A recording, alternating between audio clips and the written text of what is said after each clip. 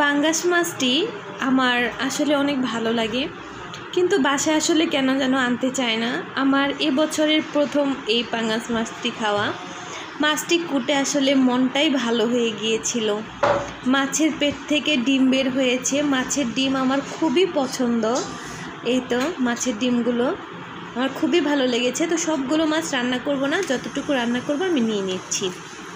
এখানে মাছের যে অংশগুলো আসলে মানে মাথা বা কানকো এগুলো আমি নিয়েছি, বাকিগুলো রেখে দিয়েছি।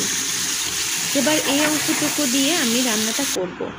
লবণ এবং হলুদ মরিচ দিয়ে ভালো মতো এটাকে মেখে নিয়েছি। আমি ভালো মতো মেখে নিয়ে তারপর এটাকে আমি গরম তেলে হালকা করে ভেজে নিচ্ছি।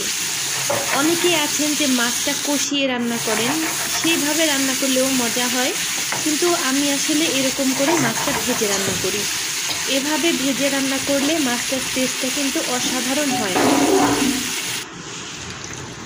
মাছটা যখন ভালো মতো ভাজা হয়ে গেছে তখন আমি মাছটা নামিয়ে রাখবো এবং সেম কড়াইয়ের মধ্যেই দিয়ে দিচ্ছি আমি বড় 1 কাপ পরিমাণ পেঁয়াজ কুচি। পেঁয়াজ কুচির মধ্যে আবার কিছু কাঁচামরিচের কুচিও দিয়ে দিচ্ছি।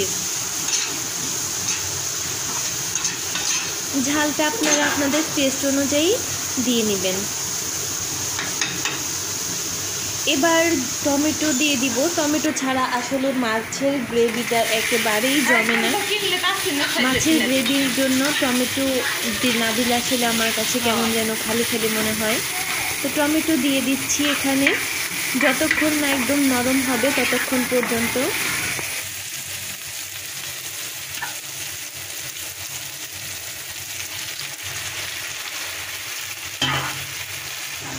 হ্যাঁ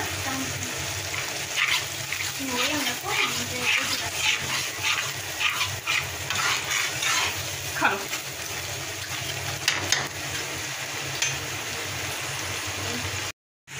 জানে যে এ মেয়ে হচ্ছে পাঙ্গাস খোর।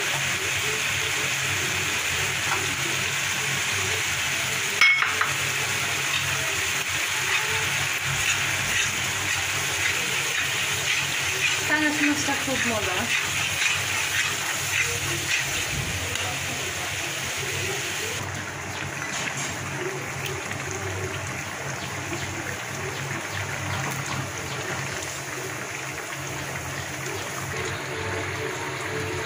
কি খাওয়াই দিব?